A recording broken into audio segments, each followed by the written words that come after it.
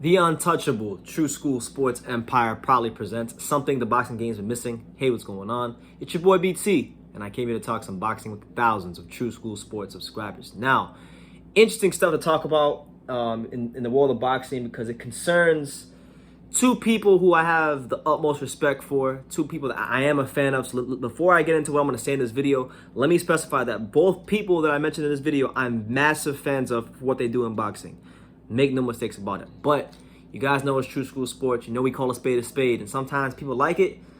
You know, for the ones that are true and honest with themselves, they like it. But for the ones that are soft and sensitive, they normally have a problem. So if you're soft and sensitive, please turn off this video. But look, Shakur Stevenson, excellent fighter. Buddy McGirt, excellent, great fighter in his day. Great trainer as well. Buddy McGirt. Buddy McGirt went on an interview recently on shout out to him, I think the channel's called A Hot Live. They do a lot of interviews. They do a lot of good interviews too. He did an interview and he was asked about Shakur Stevenson, and here's what he said. He said, I quote, "Can I just tell you this? I love Shakur Stevenson. I've known him since he was a kid, and I'm very happy for his success. But there's an old saying that the old school guys have, and that is that he's protected. They put him in with the right guys. He's fighting the right guys. On paper, it looks like it's supposed to be a tough fight, but in reality, no. Why? Because they're building him up for the big fight. Because they know once he gets there, with the opposition he's facing, once he gets there, it's a wrap.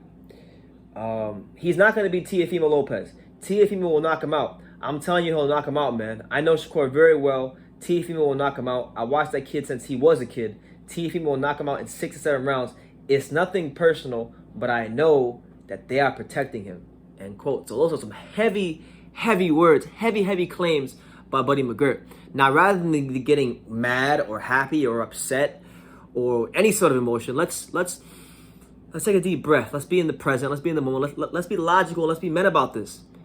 Is there any validity to what Buddy McGirt is saying? Is Shakur Stevenson fighting guys that are the right guys to make him look good, to build him up? Okay, so let's take a quick synopsis of the Shakur Stevenson BoxRec page. All right, so as it stands right now, Shakur Stevenson is 15-0 with 8 knockouts. Very good record on paper. Looks very solid.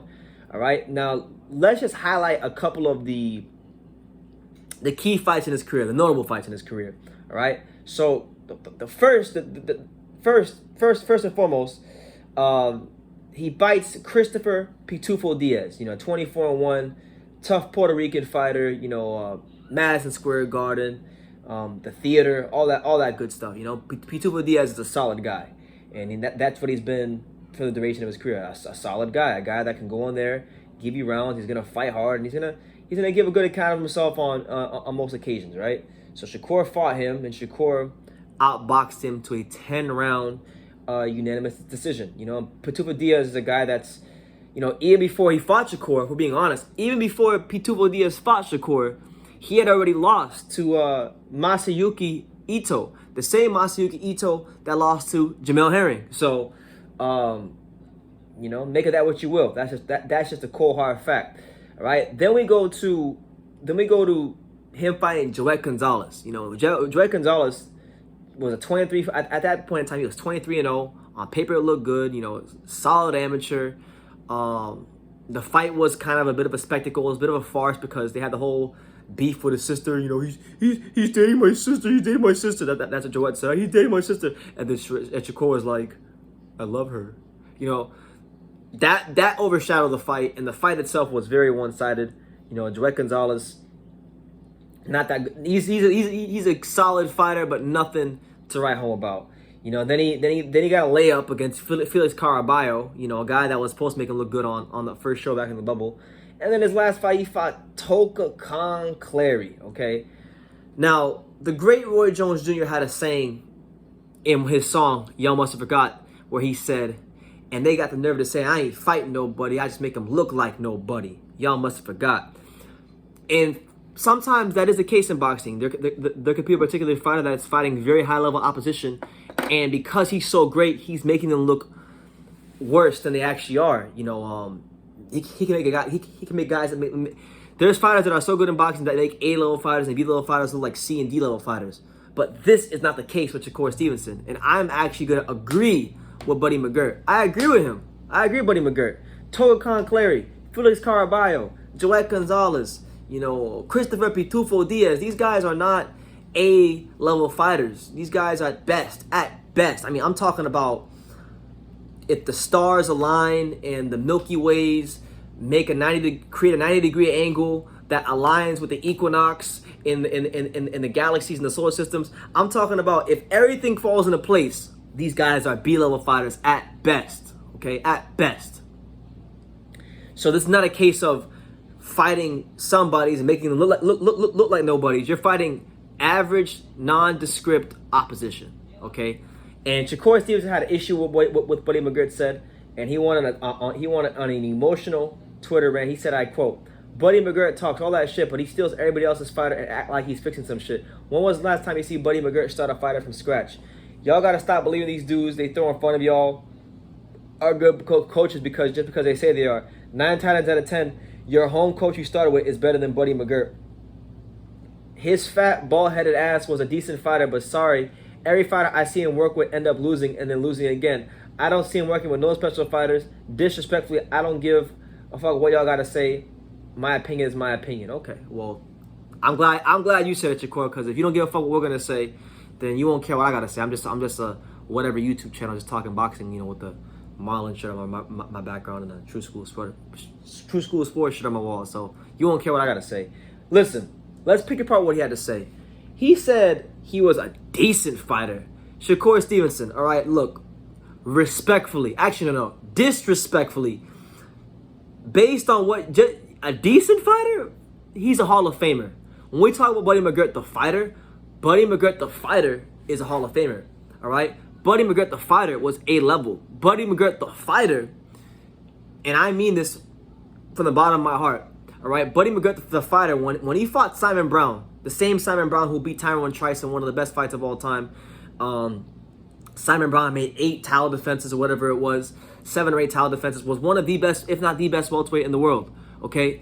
That Simon Brown that Buddy McGirt put on a boxing masterclass against is probably better than almost anybody you'll fight from this era. And that includes, your Devin Haney's and your Ryan Garcias and them guys. That Simon Brown was a damn great fighter. So don't you ever call him a decent fighter. He was A-level, creme de la creme, top of the top. You're just a decent fighter for now. You're just a decent fighter, Shakur. You're a decent fighter who has potential, but you're a decent fighter. He's not a decent fighter. You're a decent fighter. He's creme de la creme. He's Hall of Fame. He did it in the ring already. You're trying to prove yourself. So don't ever fix your lips and disrespect Buddy McGirt. Then, as far as him working with every fighter and then them ending up losing, I mean, look, Buddy, there's different kinds of trainers in boxing. You got some trainers that take guys from the ground up and build them into champions. Then you got some guys that, when a fighter loses, some guys specialize in helping them get their career back on track. And that's what Buddy McGirt is. He's a great teacher. He's good at simplifying things for a fighter to get themselves back in order. He did that most notably with Sergey Kovalev. Sergey Kovalev took some really mentally, some tough losses in his career to Eliot Alvarez and Andre Ward, and he hired Buddy McGirt, and Kovalev put on a straight boxing masterclass against Alvarez in the rematch. So he got him to a certain level, and he did what he could with him. And he's done that with many fighters in his career. And, I respect Buddy McGirt because he's a damn good trainer. So I think Shakur is being sensitive. He's acting like a female, and he's got to really stop. He's got to stop disrespecting Buddy McGirt. I'm not gonna have Buddy McGirt disrespect as a trainer, and damn sure not as a fighter, because Shakur Stevenson could fight every single person they wanted to fight from this era and beat them, and they might not even be as good as the Simon Brown that Buddy McGirt beat.